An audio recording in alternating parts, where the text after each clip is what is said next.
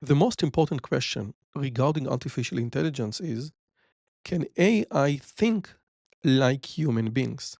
Not better than human beings, but can it think like human beings? And my guest today, Professor David Weintzer from York University, argues they cannot. He recently wrote a book titled Thinking Like a Human: The Power of Your Mind in the Age of AI. And in the book, David basically argues that our thinking process is extraordinary and machines cannot duplicate or imitate it. And we have strength that no machine can possess. So the talk was about philosophy. It was about the etymology of AI. Who invented the term artificial intelligence and why this term is so dangerous when we want to understand what those systems do. And it also was related to Judaism because Professor David is a well educated man regarding Judaism. And we also discussed the unique Jewish perspective that can enhance the entire conversation. What Judaism has to say about what sets men apart. Okay, so I'm sure that you're going to love this conversation. If you love this conversation, please consider subscribing to the channel, hit the bell button, and be part of our great community. If you want to support us, you can either do it by Patreon or by YouTube.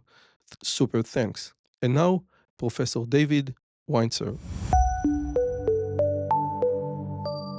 Professor David, thank you so much for coming. How are you today? Thank God I'm good. Thanks for having me, Roy. Yes, it is my pleasure. And I think this is the first time that I'm speaking with an AI researcher who is also a practicing Jew. And, Yes. and later on, we would like to discuss the relation or what AI has to learn from Judaism or what Judaism has to learn from AI. And I think that this connection might be very interesting. Okay? For sure. Yeah, 100%. So I think that we start with the first chapter of your book, which is Thinking Like a Human. And, according to tradition, when God asked Adam to give names to all the animals, he basically meant that name means essence. When I give a name, Mhm. I try to encapsulate, to capture the essence of the creature. And the first chapter in your book called What's in a Name? And normal people usually think that AI started basically with ChatGPT, Yeah. but Yeah. AI AI didn't start with ChatGPT. AI, the term artificial intelligence was basically coined in the 50s, Hmm. and you have a very very interesting theory about the name. So if you Yeah. could please Yeah. Yeah. expand on that idea, and we can start from there. Sure. So it's not my theory. It was in his own memoir.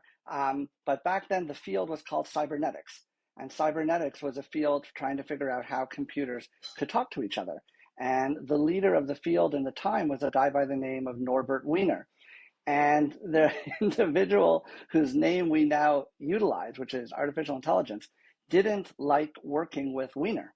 It was petty, it was human, it was base, it was the most human of emotions. And so he said, I have two Guy, choices. Yeah, everything is personal. Everything is that's right. personal. That's right. That's right. And so he said, I have a choice, right? I could either work in cybernetics, but then Norbert Wiener would be the expert. I'd have to deal with him. I'd have to go to his conferences. I don't want to do it. So I'm going to create a new field, and I'm going to call it artificial intelligence. Not because he thought deeply that this technology is now akin to human intelligence and it's going to replace us and it's going to be our friends and teachers and all the mishigas we talk about today. None of that. He wanted a quick fix to create a division so that he can be somewhere else. And I think this story is important for a number of levels, right? First of all, it makes us laugh that we're all human. The founders of the field are human. We're human. Big tech leader today, we're all human. We're flawed. We're beautiful. We're loving. We're hateful. We're everything. And it's important to remember that. But it's also important to say too many of us think that when we encounter something named artificial intelligence, it was named such because people who are smarter than us with their PhDs in engineering looked at the data, thought about it, and said the perfect name is intelligence. It's not. And so we go in thinking. And so when, a hustler from the big tech industry wants to tell us that AI is smarter than us, we believe it. We say, oh, it's intelligent, has the name intelligent. It's an accident. It could have been named anything. And that's the heart of my messaging, because I'm not against tech. I'm not against tools. I'm not against innovation. What we are calling AI is wonderful. It's an innovation. It's brilliant. It's not intelligent. It's not going to replace us. Our brains are better. Our thinking is better. But the name has opened doors that are deeply problematic, especially for those people who don't have the time to think about it, right? Not everyone has the leisure to read these books, to do some research to understand what the product is. And so, if it was simply called an algorithmic machine, great, no problem. If it's called a chatbot, even a chatbot is a little bit, confusing, because a chatbot suggests that it can converse with us.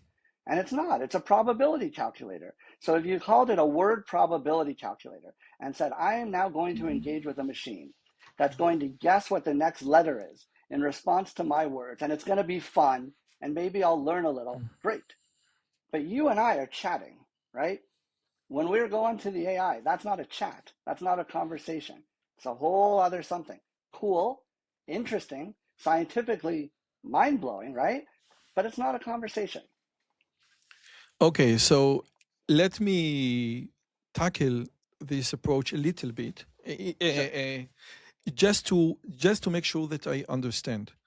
The Yep. idea or the story about the roots of the name artificial intelligence are amazing, beautiful, but Yep. artificial intelligence was coined in the 50s. Alan Correct. Turing published his paper, The Games of Imitation, in 1936. And in his paper from 36, like 14 years before the term was coined, artificial intelligence, Alan Turing himself in the paper say, okay, I want a metric, an objective metric, whether Yeah. machines can think. When I read the textbook Artificial Intelligence General Approach by Stuart Russell Yeah. and Peter Norvig, they Yeah. specifically address the question, when can we say that machine are intelligent? When Yeah. can we say that machine can think? So maybe the anecdote that you just told regarding the artificial intelligence term, which is great, very, very nice Yeah. anecdote, Yeah. doesn't encapsulate the entire idea. People Yeah. from day one wanted machines to think. Turing Yeah. wanted it, and all the Yeah. other experts in the field wanted specifically that. Yeah. So first off, let me say yes. Yes, you are right. You are correct in that. And we're still learning, and the technology is changing, and anything we say today might not be true tomorrow. So I'm going to start with a yes. But then I'm going to say something else. And I'm going to say, we can still disagree on this. And you mentioned Turing. Turing's a perfect example, right? Some folks say that today's AI passed the Turing test. Okay. And so to those people, I would say my response, and this is my bias, I'm not saying I have all the knowledge, but my bias says that doesn't prove that it's intelligent. That proves that we need a new test, right? So the fact that we have machines that pass the Turing test, to me, says the Turing test didn't anticipate the probability calculators that we had today and the lack of sophistication of some of the humans that get fooled by that interaction. Now, that's my opinion. I have friends who will say the other. I have friends in tech who will say, no, David, you miss it. It's conscious. It has time. And then I say something else. And I say, to me, the reason this has become a difficult conversation, you started by saying you hope we talk about Judaism at the end. I think we have to talk about it throughout, because I don't think we can parse it and break it up. And I think this is one of the points where we have to talk about it, where we say, I don't think that's a scientific question. I think it's a spiritual question. Why do I say that? Because we don't understand consciousness, right? To have a real good scientific debate, I have to have better science than we have right now on what consciousness is, on what conversation is, on what agency is, on what it means to talk. Okay? So our hardcore rational scientific data, it's not good enough. Spiritually, I can say that I know in my heart, I have a feeling that talking to you and any other human is on a whole, it's a whole other experience than somebody who is on interacting with a chatbot. I believe that a conversation with a chatbot is a conversation with yourself because there isn't a conscious being on the other end. Maybe it can think according to Turing, right? Maybe it's more interactive and advanced than I give it credit for as a skeptic. All true. But it's on another level than what we're doing. And whether you want to say it's because we have a soul, or whether you want to say it's because we're God's creation, whatever label you want to put on it, that's why I'm saying the science isn't there yet. The science can't tell me what consciousness means. Science can't explain that deeper feeling. So spiritually, I say it's not there. And scientifically, I say we're not there. Our science isn't evolved enough to really parse out what makes a human versus an AI. What should be the new Turing test? Because I think the new Turing test should be tied to a better understanding of agency and consciousness that we don't have. So I don't think it should be some random human being fooled by it. I think scientists should be able to say, I'm going to unpack the mechanics and show the level of consciousness here. And then I'm going to unpack the human and show the, right? And if that equates, yeah, good. Okay, so let me incorporate a little bit of Judaism, and this is basically what I say on my lectures, and I would like Yeah. I would like very much to hear your opinion regarding this. In Genesis, when God created Adam and Eve, when God created Adam, He said in Hebrew, "Vayi Adam lenefesh chaya." The man became a soul, a living soul, and the interpretation, the tradition interpretation, which we call Unkelus, said a talking entity, a talking spirit. And my guess is that Turing, although he wasn't Jewish, intuitively understood that the final battlefield will be in the field of talking, in the field of speech. And this is why, according to, in my opinion, although artificial intelligence as a term is over 70 years, we think that it was invented when GPT became plausible enough because people intuitively understood that if it can speak to a better or less degree, it means that it has like something of the man, of the divine, just according to our tradition.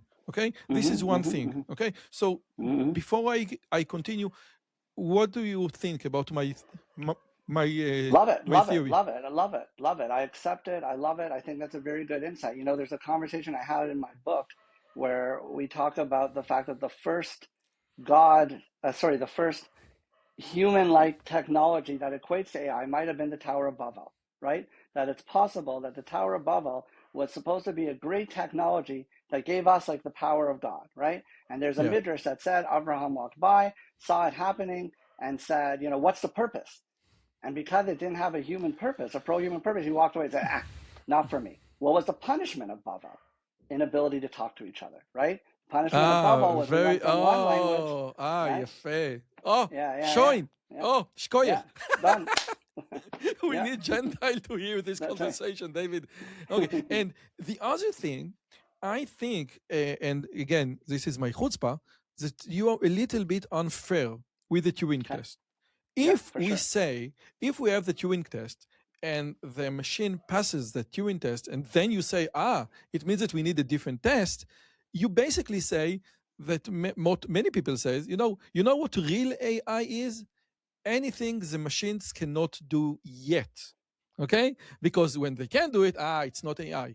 So if you don't give an opportunity to have artificial intelligence at all, because when the Turing test was passed, you say, we need a different test.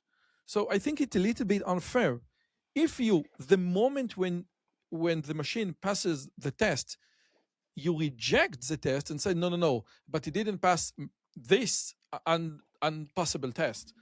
It means that you are not ready to, you're not willing to ponder about the possibilities that artificial intelligence can exist. It's like, the discussion of miracles. Why I don't believe in miracles? Because miracles don't exist. Okay, but you don't give the opportunity to change your mind.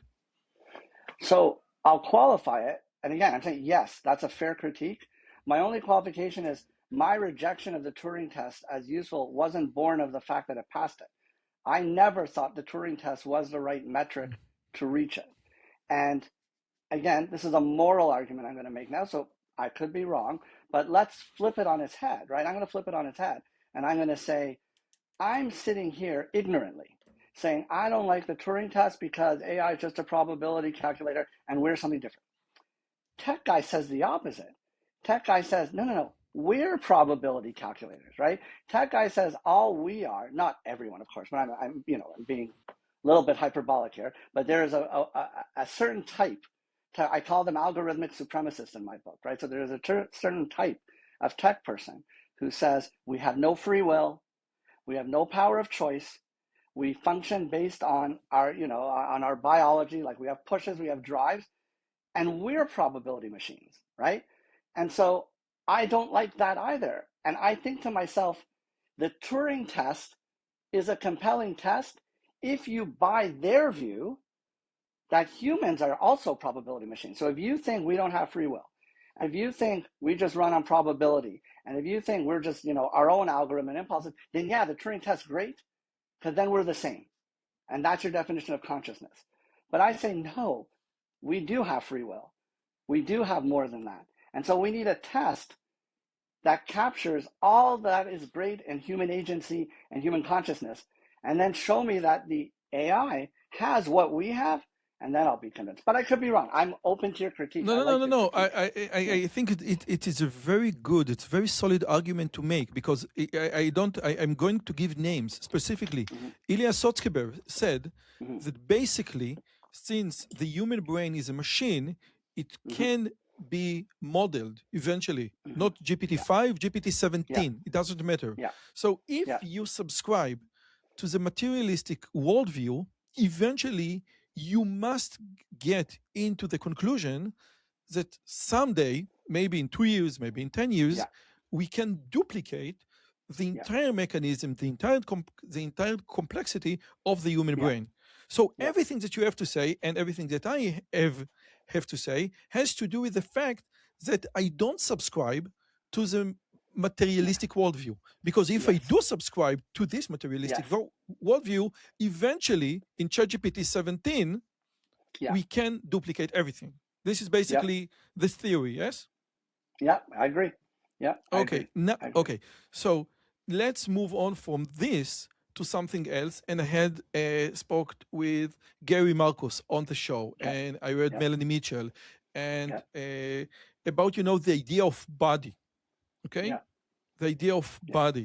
Brain in a vet. yeah, Basically, what those models lack right now is what Gary Marcus called a world representation. They yeah, have yeah, no body. Now, in your book, you describe the idea of beam, which yeah. is just a body, environment, action, and mind. Yes, Okay? And yes, it seems when I read your book, it's like a new age thing. Yes, I need everything to be happy, but the idea of body has nothing to do with new age. no, It's fundamental to the process of understanding. So if yes, you could expand on why body is so yeah, important yeah, to yeah, our understanding of the world. yeah.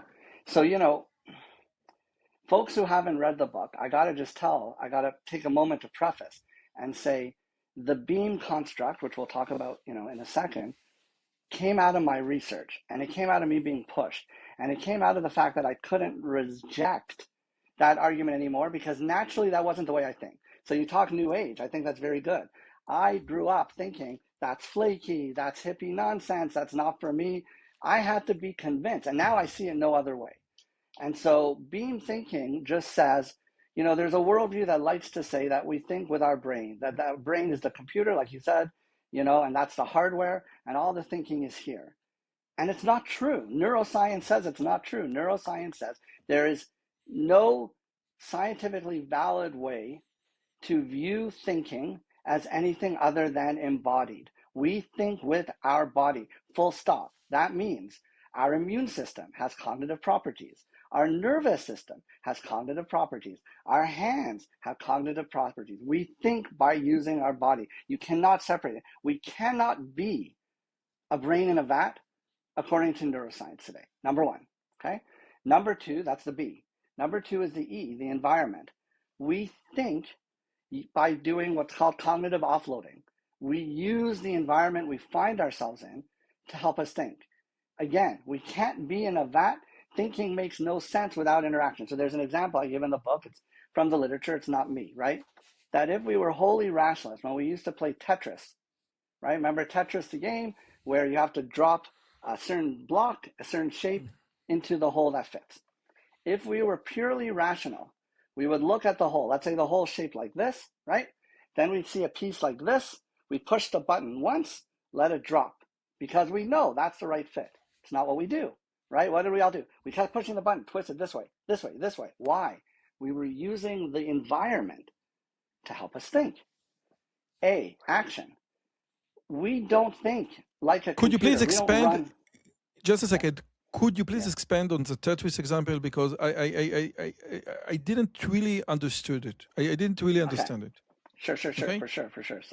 So in Tetris, okay, let's look at the shape, right? Yes. So let's pretend that the hole, okay, this was the open spot. No, You'd I always understood what you said. I understood, but Oh, okay. basically it means that if a smart person doesn't need to flip, to rotate the cube or the shape all the time. Okay. Okay, we Be use careful. it basically. Oh, okay. So be careful. I think Yeah. when I play Tetris, the reason that I do it because I think I'm not smart enough, or I'm lazy to to think or to steer in my mind the shape.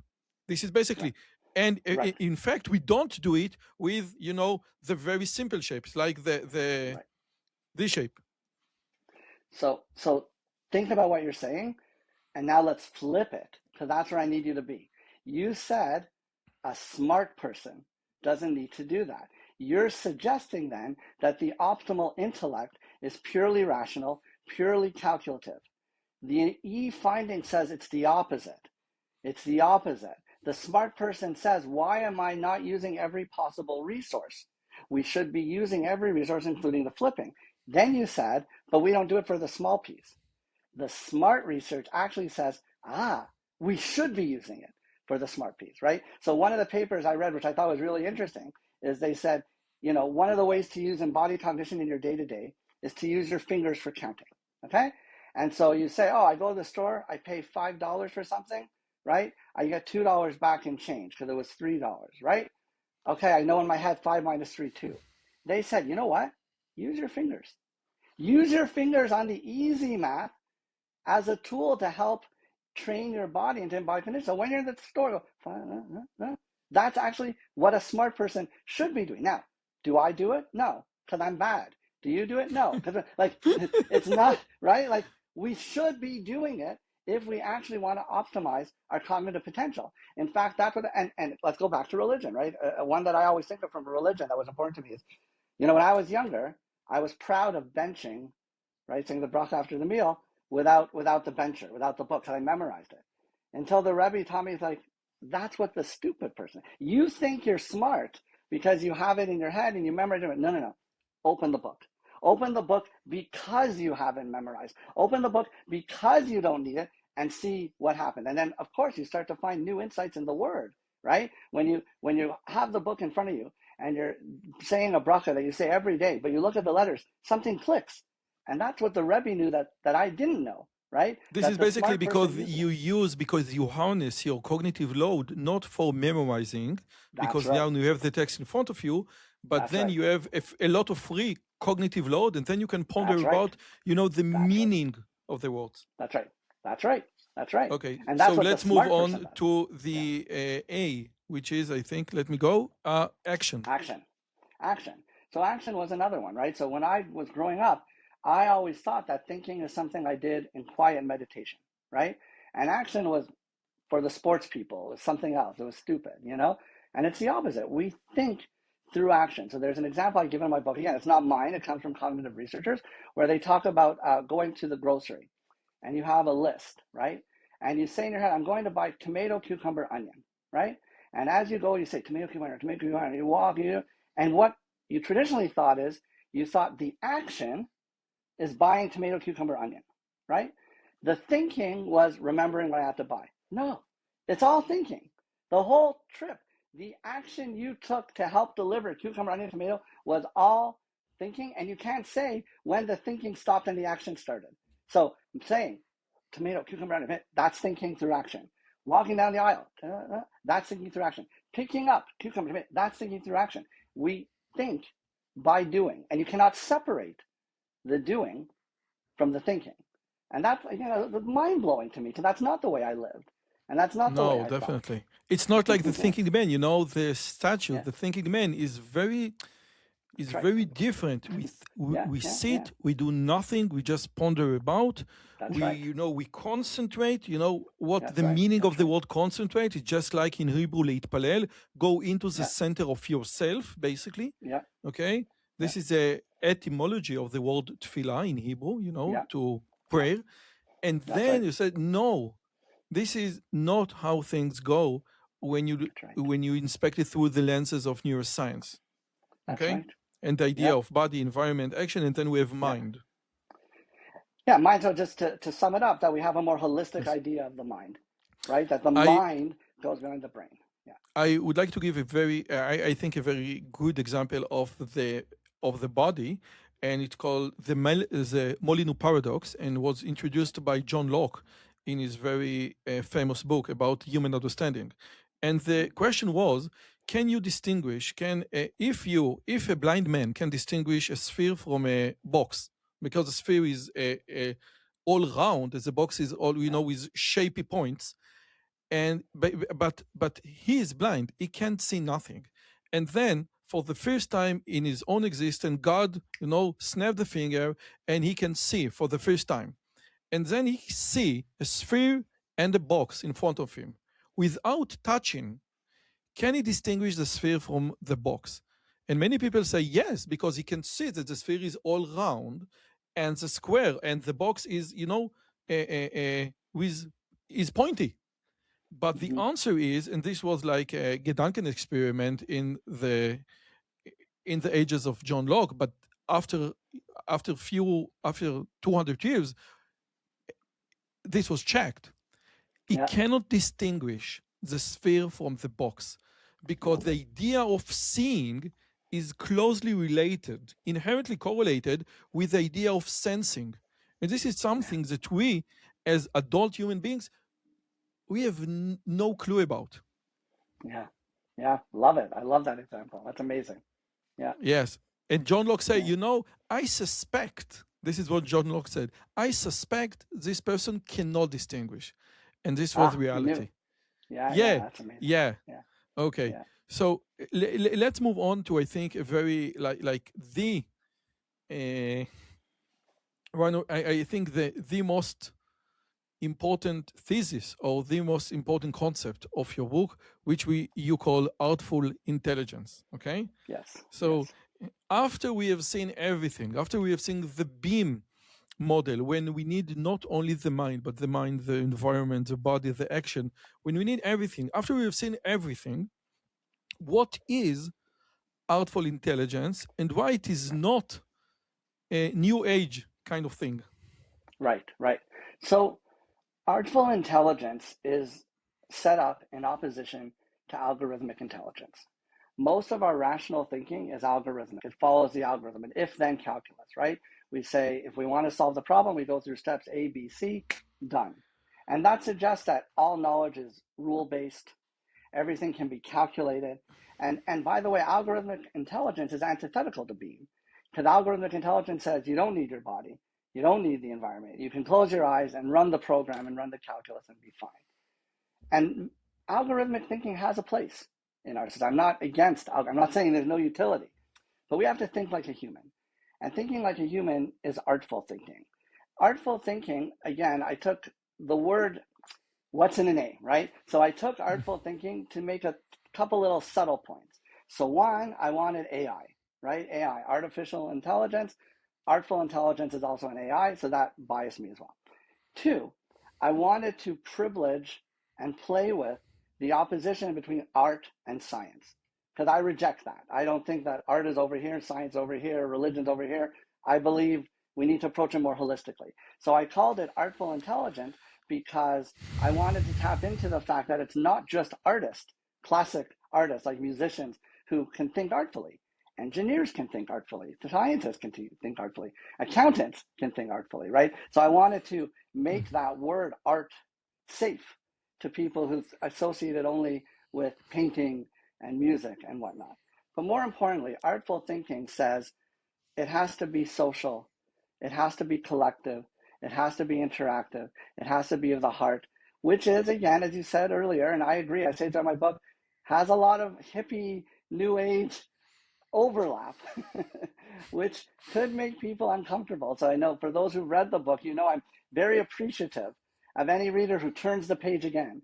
Because I know throughout, there's times they're like, oh, love, why are you talking about love? Oh, why religion? Why are you talking about that? But I This is a am Jewish convinced. hippie professor that That's right. want us all That's right. to be tree huggers, etc. That's right. That's right.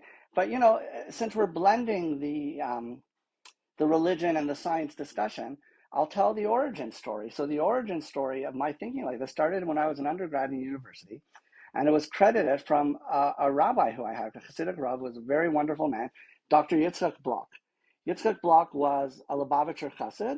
He was also a PhD philosopher. And when I was during my undergrad, I came from the more Misnagid yeshiva system, so I looked down on the Hasidim to a little bit. I loved Dr. Bloch, loved his intellect, loved him as my rationalist philosophy professor, loved all of it. And we would argue over, time about his belief in the Rebbe and the Hasidus and all that. And I was too good for him. We would argue for years. And then in our fourth year, before I was going to graduate, we have a Farbrengen, and we're having the argument. And he finally looks at me and he pours a drink. He looks at me and he says, David, your hyper-developed intellect will never let you know the joy that I feel for being a chassid of my Rebbe. L'chaim, right? Shut. And my mouth was shut because he was right? I viewed his chassidus as new age, as hippie, even though, you wouldn't think about like the singing of the nigunim and the dancing on the table and, opening your heart and davening. I thought it was all nonsense because a real intellectual Jew sits with the Gemara, very stoic, right? Very rational, you eat because you have to, not to find joy. You don't drink. But he was right. He was right. He showed me that, if you use your brain to turn off your humanness, then your intellect is meaningless, right? You can have the hyper-developed intellect. You can be very smart. You can be very rational, but you're missing a piece. Artful intelligence is born of that wake-up call of saying, yeah, you know what? Some wisdom from New Age thinking is actually right. It's been proven by science. We need it. One of the examples I give is the collective experience in a concert, right? So for a year, like I'm very involved in the music industry. I used to work in the music industry, and the musicians I interact with would always talk about when we come together, man, our brains sync. We're on the same vibe. I'm like, yeah, okay. Smoke some more weed and talk like that, whatever, right? And now I see that science shows that it's true to a certain extent. That when they map our brains with fMRI technology, they found the pattern synced. So when I'm in my room and you put it on, my brainwave looks like X. But when I I'm at did the I concert, did my postdoc in social neuroscience exactly oh, so you on talk, this subject. And yeah. I Okay, so published exactly on this subject, and the problem with autistic people is they don't have this tendency of neural synchrony with each other. yes, So we yes, developed like a tool to help them synchronize. Okay, so wow. it is actually true. And I did my So postdoc on in the social neuroscience department on this very subject, social neuroscience. uh, The that's neuroscience not amazing. of the one lonely neuron or dendrite or Yeah, axon, but the yeah, neuroscience of several people all together. amazing. I want your paper. You have to send it to me. And I'm going to tell you why I want your paper. I want your paper because one of the harshest critiques of artificial intelligence that I got, that I take to heart, came from autistic folks. Because I had autistic folks reach out to me and they say, I read your book.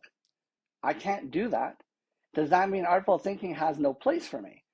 And I'm like, no, obviously there's a place for everyone, and eye contact idealized, but you have a paper that can actually help people.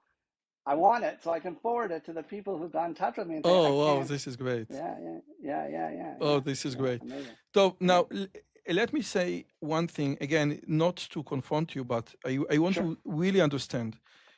I give a lot of lectures regarding AI to the general public and to industries, companies, and I do many, many consulting. And the idea of when I usually speak about AI, you said that all those algorithmic approach or algorithmic supremacy, basic are rule based, if then.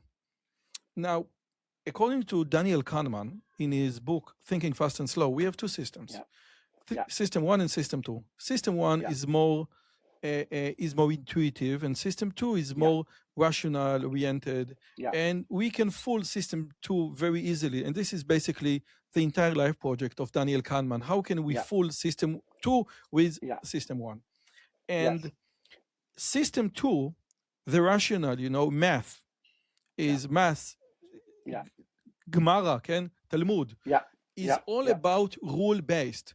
The yeah, square root of an equation is minus b plus minus, etc. yeah, yeah, But yeah, and when you construct a Turing machine or universal Turing yeah, machine, you can solve any problem that has a recipe, or as we call it, algorithm. But yeah, there is another system which we call system one. And in system one, this is an intuitive thinking, and we don't have rules in order to perform. Just like we yeah, don't know how to teach a child how to walk, how to see, how to play yo-yo, yes, how to play the guitar, yes, how to ride bicycle, etc. And from my understanding, and this again, my theory, that uh, AI basically strives to solve system two problems, solve problems that have no uh, concrete, rigorous set of rules. So the idea of AI basically, know how to speak. It was Chomsky who said, you can't teach a machine grammar, English grammar. He was wrong. wrong. Yeah, ChatGPT yeah, knows yeah, how to yeah, articulate a very good, decent yeah, English sentence. So yeah, maybe the entire premise of AI is not about rule based, is about all the exceptions, all the places that we have no rules whatsoever, and we just learn from intuition, just like how to see, how to walk, how to speak. Okay? yeah, yeah, What do yeah. you think? That I think that's wholly possible. I engage. Remember, the book takes liberties to push an idea, right? So obviously, I still see value in AI as a problem solving tool. I see value in the algorithmic world. But what I'm pushing is for individuals to tap into something that's different and apart from that, And I'll give you another example from the book that has a different discussion where we talk about free will, right? So when we talk about free will in the book, the scientific arguments against free will are very compelling. And I even grant that maybe 90% of our decision making, no free will, right? But what we talk about in the book is we say, but those few times, what Derrida called it the moment of the undecidable, and someone else, I'm forgetting his name, called it the torn decision. But those few moments when there's no way to go A or B, and we make that, those are our free will moments. And the argument of the book is go all in on that, right? Go all in on that. Not because 90% of the time maybe you don't, right? But because we're engaging in a little bit of hyperbole to draw your attention to those spaces, right? Those spaces. Now, why do I bring that up here? I bring it up here because for some people, for some problems, AI might be doing what you say. Okay? That's wholly possible. I'm not worried about the scientist who's using it the way you speak about. I'm very worried about the depressed individual that's using it instead of a psychologist that goes on to ChatGPT, that AI. I'm very worried about the lonely person who has an AI boyfriend instead of a human boyfriend, right? So when I talk dismissively about the utility of AI, it's to warn folks about some of the commercial applications whose, you know, whose impact is primarily social harm and whose tool is not to do what you said. Like the function of the tool is not to play in that. That's not what they're using it for. If what you describe is happening and, actualized in an appropriate environment and overseen by engineers who are experts, et cetera, beautiful, right? That's a tool that can be very useful in the world. So it's almost like we're coming back to the opening discussion. AI as an umbrella term is very unhelpful, right? We almost need to parse out the different categories of AI tools, what their social function is, what their replacement function is, right? Like, how are they supposed to support our thinking, right? And we can have a more nuanced conversation. So, yes, to what you said, right? That could be positive. Does that describe the whole of what AI is today? No, not by a long shot, in my humble opinion. I studied the idea of free will for a long time, and it is a very serious. I think it's like John Searle said.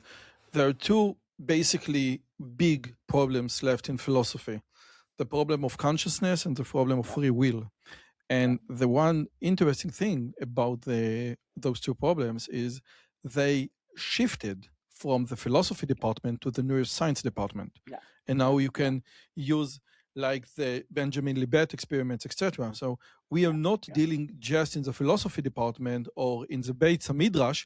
We now can actually check what is, can we check about free will and consciousness. And I couldn't agree more about the idea that free will is very rare. And I would go not 90, but 99, or at least 95% of all of decisions are automatic. And free will is a very rare thing.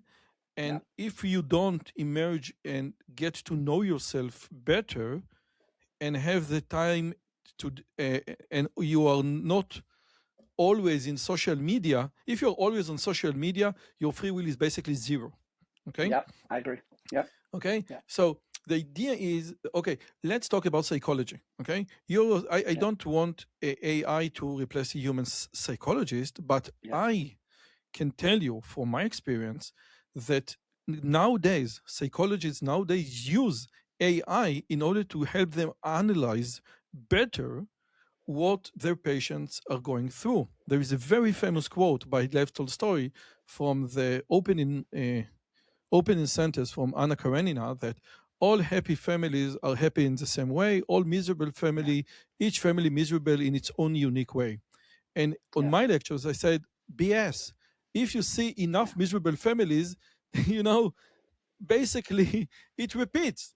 So maybe if ChatGPT, if all those LLMs, so tons of different scenarios and examples of miserable families, we can gain insights, valuable insights from those things. I know many people who like, there is a profession in Israel called like a parent's mentor. Let's say that you have a problem with your adolescents and you go to a parent mentor and he tells you, okay, you should treat him like this, you should treat her like this. And they replaced their parent mentor with ChatGPT. And the results are great because ChatGPT tells you, listen, the lion's share of most times, yes, statistically, your child will react to A, B, and C. And statistically, it works. So I think that I do understand what you mean, but why can't we use the wisdom of so many books and so many texts encapsulated in GPT-5, for example, in order to lift ourselves, just like in the psychology example? So I'm going to sound like a hippie again, but I talk about this in my book. There's a whole chapter where I have a conversation with Joseph Goodman, who was my therapist. He's now retired. He's a dear friend, mentor, love the guy, right? And he's one of another turning point in my life. Like Dr. Block, he's another person that changed my thinking. So I had my own reasons to explore the world of psychology, and being, very rational, I read all the literally every piece of data, every academic writing on my issue. I read it. Didn't help. Went to therapists who were, top of the field in cognitive behavioral therapy, right? All the rules didn't help. Met Joe Goodman, okay? was not comfortable with him at all. His philosophy is, these are his words, I embody therapeutic loving presence. I am love. That's what he says. So he says, when you're in the room with me, I am love. His words, I put it in the book. He said to me, he goes, David, you're a fucking, excuse the language, his words, you're a fucking pain in my ass, but I still love you through it. And I thought, stupid. Sitting with Joe Goodman and his loving presence healed me empirically in a way that nothing else did. And I write the tribute to him because I'm uncomfortable with every bit of him. I can say it now because he's retired. He didn't take notes. He didn't follow the rules. He didn't do any of the things a good psychologist is supposed to be doing. He did none of it. He said, I'm sitting with you in loving presence. And that helped me more than all the data, all the research, all the tech. And it's not that I didn't do them. I did it all, but that helped me. So, like with religion, psychology and human relationships, I say, okay, science can take us somewhere, but then there's something else going on that I don't really understand and that makes me uncomfortable trying to talk about because it sounds very flaky and very hippie-like. But I have to be real to my experience and say, I got more out of that, and ChatGPT can never do that. Can ChatGPT give someone, in point form what I went through the academic literature on? Sure. But is that superior to sitting in a room with Joe Goodman and his open, therapeutic, loving presence? No. Let me phrase it differently because, again, Yeah. this is something I think about it a lot. Yeah. We cannot now replace an encounter, in-person encounter with exceptional human beings.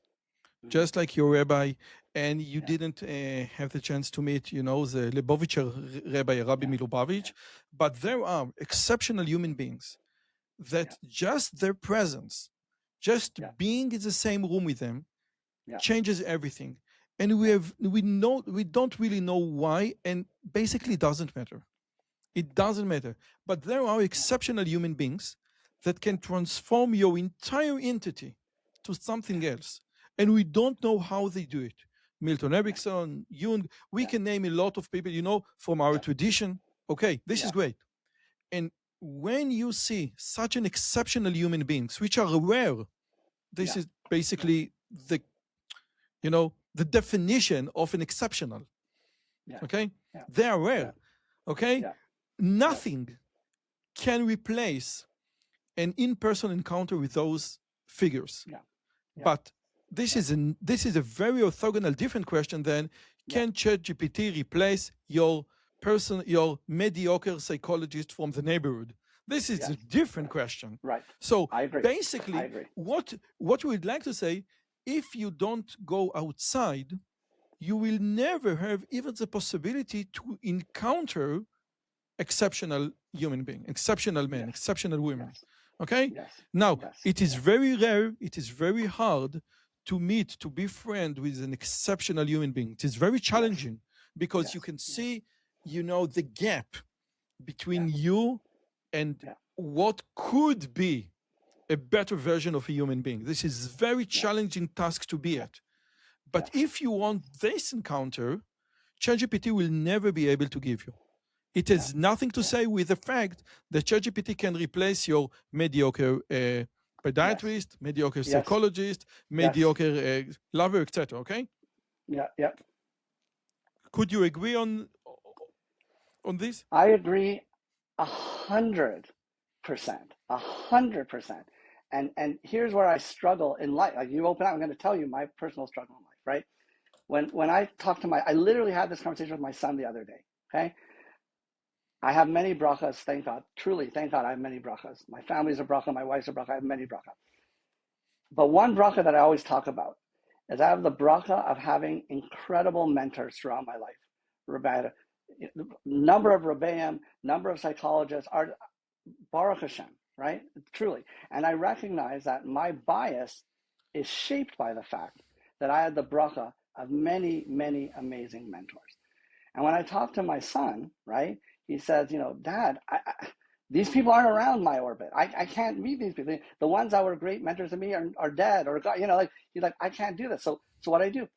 And in that moment, it's like, yes, ChatGPT can replace the mediocre. Yes, but I want to push him to look for that exceptional person. Knowing, you talked about free will, right? Same idea. Knowing that 99% of the time, you're not going to encounter them. Maybe 99.9% of people won't encounter them. But what happens if we normalize ChatGPT? How do we still push the fire to look for these people? So I recognize it's a bracha that in my life I had five, not one, five exceptional people that took the time to love, Baruch Hashem. So obviously when I write and when I think and when I speak, I want to push people to have that because I think that's what shaped me, So are you correct? Yes, you are correct. The shaila is, what do I do with your correctness? Do I start saying, yeah, go to ChatGPT because odds are you're going to be around mediocre people, so you might as well. Okay. But at what point does that message demotivate the person from then trying to find the exceptional? I landed on pushing away the GPT to try to push them to find the exceptional. You're more pragmatic, and your approach might be better, especially on a large scale. So yes, and I don't know what to do with that information. There is a very famous movie in Israel, Good Will Hunting, with Matt Damon and Robin Williams, and the idea is that Matt Damon is like a genius, and he says Robin Williams is a psychiatrist, and said, "Do you have like mentors, heroes?" And he said, "Yes, Nietzsche, Plato, etc." I said, "No, they're dead. You can read, you can hear what they say, but they cannot hear what you have to say." And this is a profound difference. Yeah. You can't, the idea is that I can reread Rebooting AI by Gary Marcus and then ask Gary Marcus in person, hey, just a second, A, B, and C. It's a world of difference. Yeah. And I think that this is what many people lack. And the idea is that exceptional people, in Judaism, not all rabbis can transform your life. Some can, but again, you are over 50, I think. Right. Yeah. How old are you? Yeah, 51. Okay. So in your and you are a professor at your university, you basically have met only 5 exceptional people, and we both know that 5 is an enormous number. Right. We both know that 5 is an enormous number. Brian McGee is a British philosopher who wrote about modern philosophy or the great philosopher. There's a very famous book. He said, throughout my life, and he have met all the big philosophers of the 20th century, I have met with only 2 exceptional men. One is Bertrand Russell, and the other was Karl Popper. And he said, I have met only with 2. And he named Bertrand Russell and Karl Popper. And say, I was privileged enough to meet 2 great men. Most people don't get to meet even one. So it is very interesting. What can we do about it? And I really don't know. I think it's a very good question. And maybe this can be the connection to Judaism. Okay? Because Judaism, or the idea of the Jewish community, let you, look up to the exceptionals. This is what Sipurei Hasidim or Sipurei Tzadikim is all about. The tales of the exceptional rabbis. Yeah. Yes, I agree. Oh, okay. And wow. So my last question, will be, according to your opinion, and you are all you have one leg in the world of academic research in cognitive psychology, in the world of AI, and another leg rooted in the Jewish tradition. What do you think that AI can learn from Judaism? What do you think are the lessons that Judaism can help in the world of AI, to convey the message, to distinguish, to differentiate better the terms? So There's two ideas that I talk about in my previous book. I wrote a Jewish book on business, connected capitalism, right? And in that book, there's two things that I say that we can bring to the business world, and I think we can bring it here to AI as well. And that is the idea of mitzvah and chavrusa. I'll be quick, right? So mitzvah, I talk about mitzvah in the book because I say there's no concept like mitzvah. It's not a commandment. It's not all that's wrong. We don't have time to go into it here, but the definition we land on is a mitzvah is a moment of doing that creates a space of being with other people, being with the divine. That's what a mitzvah is in essence. Okay? Similarly, we talk about chavrus in that book. A very Chavrusa. Chabadic definition, but a very nice definition. Yes. My friend Rabbi Tzvi Freeman helped me form it because he talks about mitzvah comes from tzavta, tetach. We can talk about it. It's a very Chabad definition. Yes. I can smell the Chabad. Yes. Very Chabad definition. And then we talk about chavrusa in the book too, right? Chavrusa, which is, more than friends, this idea of intellectually eye contact, learning, pushing, like we talked about before we went on air, pushing the person you're talking about, making them uncomfortable, but then loving them when we leave. Okay, those are two ideas I talk about. I think they're at the essence of Judaism. We push, we love, we be, etc. So let's tie it back to your question, right? I think these ideas are very helpful for positioning the role of AI. Because to the extent that AI is a tool that's going to encourage me to do mitzvahs, that is to say, not propaganda, not any one religion, but the idea that's going to push me to go out there and do something in the real world to create space, social space, spiritual space. To the extent that AI is going to help my chavrusa, which is to say, not replace my chavrusa, not be my chavrusa, but when I'm in that eye contact, one-on-one learning, and it's during the week, right? So I don't have the rules of Shabbos, and I can pull out an AI.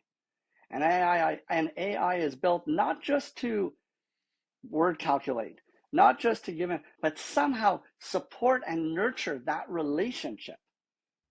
That will be astounding.